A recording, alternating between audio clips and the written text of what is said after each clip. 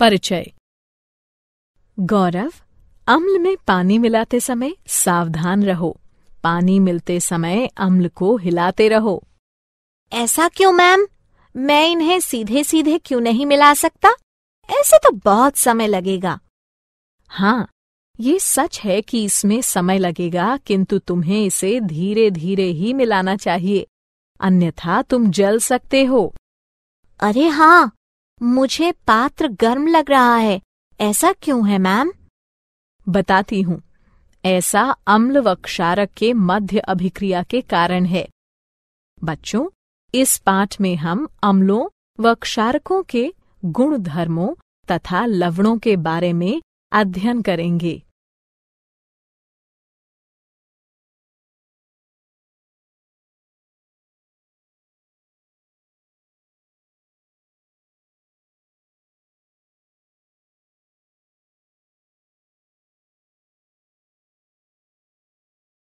उद्देश्य। इस पाठ के अंत में आप निम्न करने में सक्षम हो जाएंगे। अम्लों व क्षारकों के रासायनिक गुण धर्मों की व्याख्या करना। अम्लों व क्षारकों के सामान्य गुण धर्मों को पहचानना। अम्लों व क्षारकों की प्रबलता का वर्णन करना। लवणों की व्याख्या करना।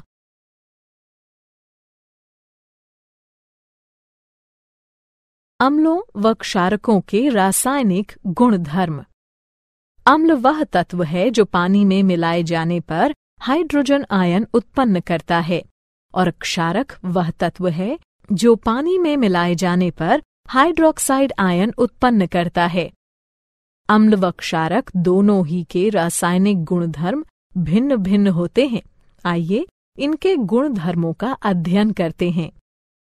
अम्लों व क्षारकों के रासायनिक गुणधर्म कुछ इस प्रकार हैं। गंधीय सूचक।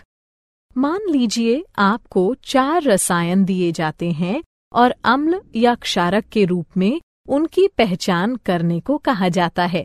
आप कैसे पहचानेंगे? आइए पता लगाते हैं। हमारे पास गंधीय सूचक है जो बताते हैं कि कोई तत्व विशेष गंध में परिवर्तन के कारण अम्ल या क्षारक है। इनका प्रयोग प्रयोगशालाओं में गंधीय अनुमापन नामक प्रक्रिया द्वारा यह देखने के लिए किया जाता है कि कोई विलयन अम्ल है या क्षारक। गंधीय सूचक इस सिद्धांत पर कार्य करते हैं कि जब कोई अम्ल या क्षारक किसी तत्व में मिलाया जाता है तो उसकी गंध का पता नहीं लगाया जा सकता। उदाहरणार्थ, लाल पत्ता गोभी का रस। इस द्रव का रंग नीला बैंगनी होता है, परंतु जब यह अम्लीय तत्वों के संपर्क में आता है तो लाल हो जाता है, और जब क्षारक के संपर्क में आता है तो हरा या कभी कभी पीला हो जाता है।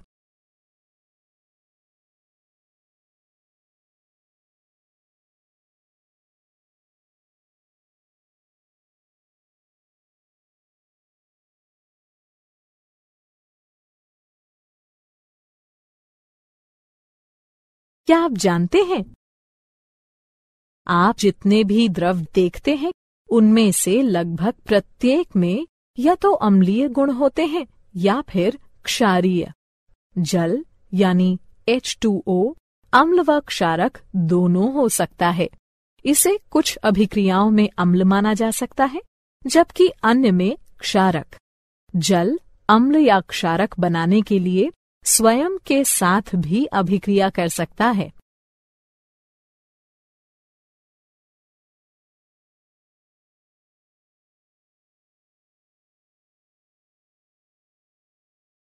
अम्लों व क्षारकों की अभिक्रियाएं। आइए वापस वहीं चलते हैं जहां गौरव को मिक्सिंग बीकर गर्म लगा था। जब अम्ल को क्षारक के साथ मिलाया जाता है तो वह ताप उत्पन्न करता है। इसके कारण मिश्रण आस्फलित होकर बाहर आ सकता है। इससे आप जल सकते हैं। साथ ही अत्यधिक स्थानीय ताप के कारण कांच का पात्र टूट भी सकता है। अतः अम्लों व क्षारकों के साथ कार्य करते समय हमें सावधान रहना चाहिए।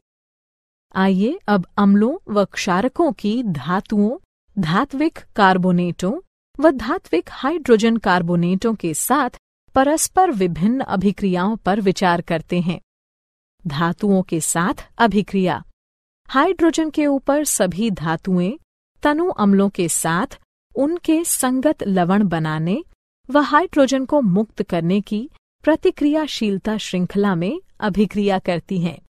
पोटेशियम, सोडियम व कैल्शियम जैसी सक्रिय धातुएं भी इसी प्रकार अभिक्रिया करती हैं, किंतु अम्लों के साथ मिलाए जाने पर विस्फोट कर देती हैं। धातु कार्बोनेटों व धातु हाइड्रोजन कार्बोनेटों के साथ अभिक्रिया। अम्ल धातु कार्बोनेटों व धातु हाइड्रोजन कार्बोनेटों के साथ उनके संगत लवण, जल व कार्बन डाइऑक्साइड बनाने के लिए अभिक्रिया करते हैं। परस्पर अभिक्रिया। अम्ल व क्षारक एक दूसरे के रासायनिक विलोम हैं। इनकी परस्पर अभिक्रिया एक दूसरे के प्रभाव को शून्यकृत कर देती है। इसे उदासीनता अभिक्रिया कहते हैं। इस अभिक्रिया में किसी अम्ल को क्षारक के साथ मिलाया जाता है और ऐसा करने से जल का एक अणु तथा विशिष्ट लवण बनता है। धात्विक व अधात्विक ऑक्साइड की अभिक्रियाएं। अब जबकि आप देख चुके हैं कि अम्ल व क्षारक धातुओं व हाइड्रोजन कार्बोनेटों से तथा परस्पर कैसे अभिक्रिया करते हैं, आइए देखते हैं कि अम्ल धात्विक ऑक्साइडों के साथ तथा क्षारक अधात्विक ऑक्साइडों के साथ कैसे अभिक्रिया करते हैं। धात्विक ऑक्साइडों की अम्लों के साथ अभिक्रिया। वे ऑक्साइड जो हाइड्रोक्सिल आयनों को उनके अणुओं से संलग्न करते हैं, क्षारकीय ऑक्साइड कहलाते हैं। ये ऑक्साइड अम्लों के साथ अभिक्रिया करने पर उदासीन हो जाते हैं। क्षारकीय हाइड्रोक्साइड अम्ल, लवण तथा जल उत्पन्न करने के लिए उदासीनीकरण अभिक्रिया करते हैं। अधात्विक ऑक्साइडों की क्षारकों के साथ अभिक्रिया। कैल्शियम हाइड्रोक्साइड की कार्बन डाइऑक्साइड के साथ अभिक्रिया लवण तथा जल उत्पन्न करती है। ये अभिक्रिया क्षारकों व अम्लों के मध्य होने वाली अभिक्रिया के समान है। इससे सिद्ध होता है कि अधात्विक ऑक्साइडों की प्रकृति अम्लीय होती है।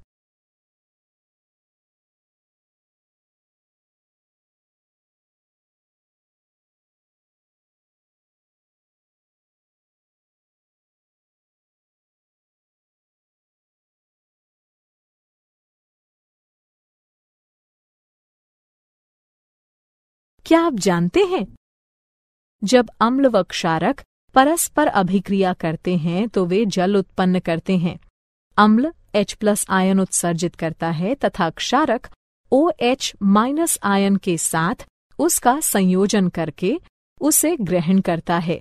यही कारण है कि अम्ल को प्रोटॉन दाता तथा क्षारक को प्रोटॉन स्वीकारक कहा जाता है। जल के साथ अभिक्रिया। जब अम्लों को किसी जलीय विलयन में मिलाया जाता है तो वे आयन उत्पन्न करते हैं।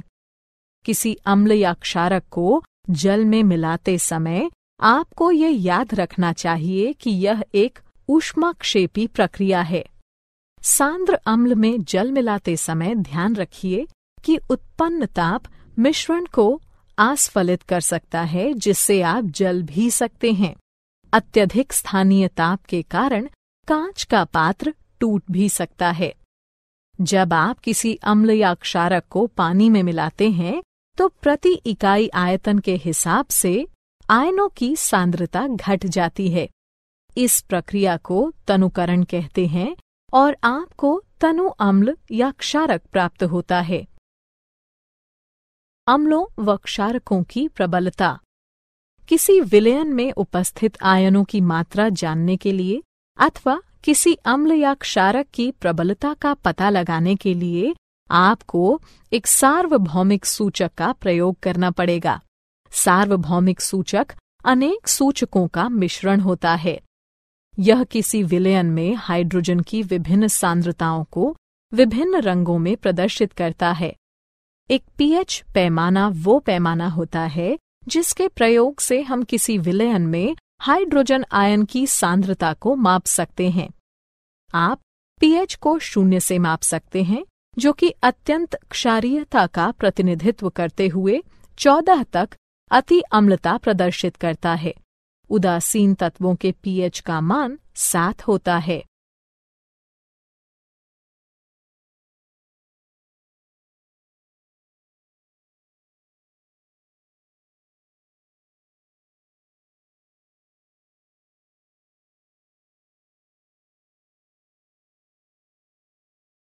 क्या आप जानते हैं? सभी अम्लों के गुण धर्म समान होते हैं।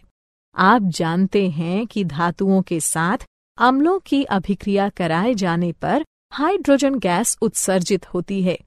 इससे सिद्ध होता है कि हाइड्रोजन सभी अम्लों में विद्यमान है।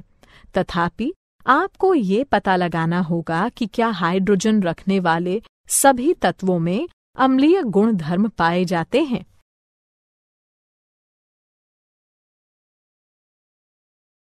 दैनिक जीवन में पीएच का महत्व। आइए अपने दैनिक जीवन के कुछ ऐसे उदाहरणों को देखते हैं जहां पीएच एक महत्वपूर्ण भूमिका निभाता है। मृदा या मृदा अभिक्रिया का पीएच मृदा की अम्लता अथवा खारापन बताता है। इसे पीएच इकाइयों में मापा जाता है। इसे हाइड्रोजन आयन सांद्रता के ऋणात्मक लघुगणक के रूप में परिभाषित किया जाता है। मृदा में हाइड्रोजन आयनों की मात्रा में वृद्धि के साथ मृदा का पीएच भी बढ़ जाता है और मृदा की अम्लता में वृद्धि कर देता है। मृदा के पीएच को मृदा की मुख्य चर राशि माना जाता है, क्योंकि यह कई रासायनिक अभिक्रियाओं पर नियंत्रण रखता है। यह पोषक तत्वों के रासायनिक रूपों पर नियंत्रण करके पौधों में पोषक तत्वों की उपलब्धता को विशेष रूप से प्रभावित करता है। पाचन तंत्र में पीएच। हमारा उदर हाइड्रोक्लोरिक अम्ल उत्पन्न करता है, जो कि उदर को हानि पहुंचाए बिना भोजन पचाने में सहायता करता है। जब उदर अत्यधिक अम्ल उत्पन्न करने लगता है तो यह अपच हो जाता है तथा उदर में दर्द व जलन होने लगती है। इस दर्द से छुटकारा पाने का उपाय क्षारकों का प्रयोग है, जिन्हें प्रत्यम्ल कहते हैं, जो कि अतिरिक्त अम्ल को उदासीन कर देते हैं। पीएच परिवर्तन के कारण दंतक्षय। दंतक्षय का कारण है दंतवल्क का संक्षारण। कैल्शियम फॉस्फेट से निर्मित दंतवल्क हमारे शरीर का कठोरतम पदार्थ हैं। यह जल में विलेय नहीं है, किंतु मुख की पीएच का मान 5.5 से कम होने पर यह संक्षारित हो जाता है। हमारे मुख में उपस्थित बैक्टीरिया भोजन के बाद मुख में बची अवशिष्ट शर्करा तथा खाद्य पदार्थों का निम्नीकरण करके अम्ल उत्पन्न करते हैं। इसे रोकने के लिए भोजन के पश्चात हर बार मुंह साफ कीजिए। साथ ही क्षारीय टूथपेस्टों का प्रयोग करने से अतिरिक्त अम्ल उदासीन होता है तथा दंतक्षय रुक जाता है।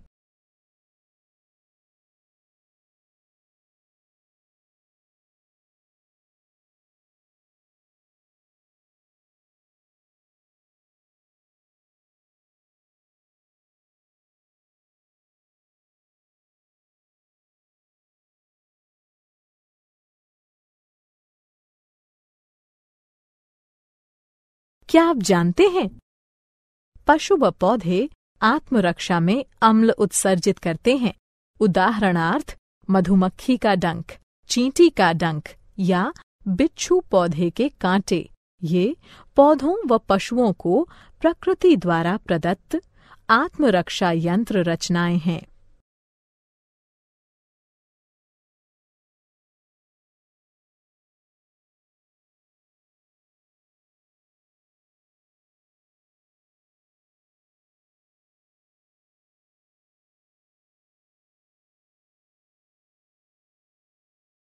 लवण परिवार। लवण अम्लों व क्षारकों के मध्य अभिक्रिया से निर्मित होते हैं। जब अम्ल का H+ आयन धातु या अमोनियम के आयन से बदला जाता है, तब लवण बनते हैं। एक जैसे ऋणात्मक या धनात्मक मूलक एक ही परिवार के कहलाते हैं। उदाहरणार्थ NaCl व Na2SO4 सोडियम लवणों के परिवार से हैं। इसी प्रकार NaCl व KCl क्लोराइड लवणों के परिवार से हैं।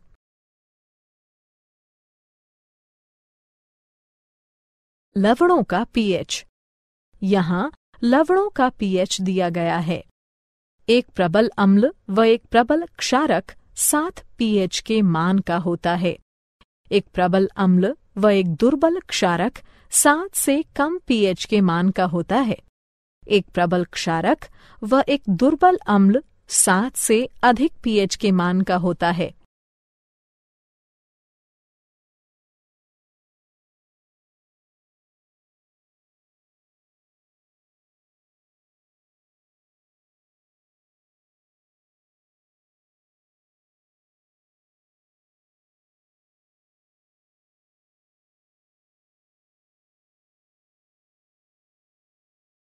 सामान्य लवणों से मिलने वाले रसायन। लवणों से प्राप्त होने वाले कुछ रसायन निम्नलिखित हैं। सामान्य नमक। सामान्य नमक, जिसका रासायनिक नाम सोडियम क्लोराइड है, एक आयनीय यौगिक है और इसका सूत्र NaCl है। इसी के कारण समुद्र का जल खारा होता है। खाद्य नमक का मुख्य अवयव होने के नाते यह एक मसाले व खाद्य परीक्षक के तौर पर सामान्यतः प्रयोग में लाया जाता है। Sodium hydroxide. सामान्यतः कास्टिक सोडे के नाम से पहचाने जाने वाले सोडियम हाइड्रोक्साइड का आणविक सूत्र NaOH है। यह एक उच्च प्रदाहक धात्विक क्षारक है जो कि तृणशय्या, पपड़ी, दाने तथा 50% संतृप्त विलयन के रूप में पाया जाता है। यह जल, इथेनॉल व मीथेनॉल में विलेय है। इसका प्रयोग एक प्रबल रासायनिक क्षारक के रूप में लुगदी व कागज, कपड़ा, पेयजल, साबुन तथा डिटर्जेंट बनाने में तथा एक ड्रेन क्लीनर के रूप में किया जाता है। विरंजक चूर्ण। विरंजक चूर्ण, जिसका रासायनिक नाम कैल्शियम हाइपोक्लोराइट तथा सूत्र CaClO2 है, एक रासायनिक यौगिक है। मुख्य रूप से इसका प्रयोग जल शोधन हेतु तथा एक विरंजन कारक के रूप में किया जाता है। यह एक सापेक्षिक रूप से स्थिर रसायन है और इसमें सोडियम हाइपोक्लोराइट की अपेक्षा क्लोरीन अधिक पाई जाती है।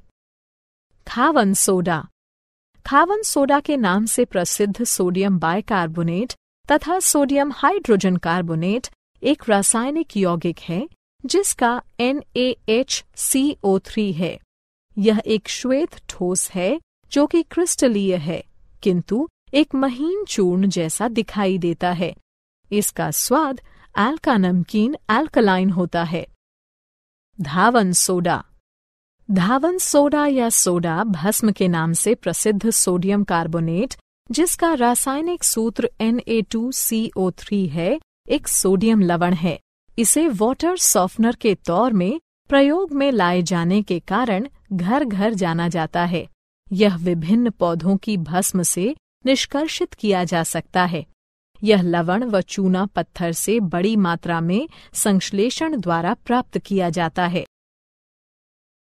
क्या आप जानते हैं? क्रिस्टलीकरण का जल वो जल है जो क्रिस्टलों में पाया जाता है। यह क्रिस्टलीय गुणधर्मों के संभरण में आवश्यक है, किंतु पर्याप्त ऊष्मा द्वारा हटाए जाने में समर्थ है। यह किसी दिए गए तापमान पर निश्चित लवणों द्वारा छोड़े गए जल का कुल भार होता है।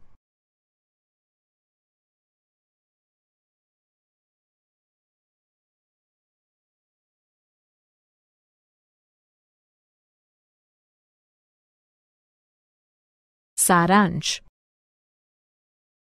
आइए हमने जो कुछ सीखा है उसे संक्षेप में दोहराएं। अम्ल वो पदार्थ है जो जल में मिलाए जाने पर हाइड्रोजन आयन उत्पन्न करता है, जबकि क्षारक वो पदार्थ है जो जल में मिलाए जाने पर हाइड्रोक्साइड आयन उत्पन्न करता है। गंधीय सूचक पदार्थ विशेष की गंध में परिवर्तन के द्वारा ये बताते हैं कि वह पदार्थ अम्ल है या क्षारक। आप जो भी द्रव देखते हैं उसमें या तो अम्लीय लक्षण होंगे या फिर क्षारकीय। हाइड्रोजन से ऊपर सभी धातुएं अपने अपने लवण बनाने व हाइड्रोजन को मुक्त करने के लिए अभिक्रियाशीलता श्रृंखला में तनु अम्लों के साथ प्रतिक्रिया करती हैं।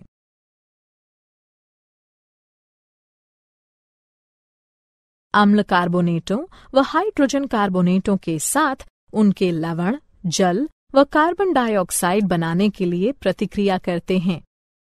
अम्ल व क्षारक एक दूसरे के रासायनिक विलोम हैं। अम्लों को जब जलीय विलयन में मिलाया जाता है तो वे आयन उत्पन्न करते हैं। pH स्केल किसी मिश्रण में हाइड्रोजन आयन सांद्रता मापने का पैमाना है। लवण अम्लों व क्षारकों के मध्य अभिक्रिया के कारण उत्पन्न होते हैं।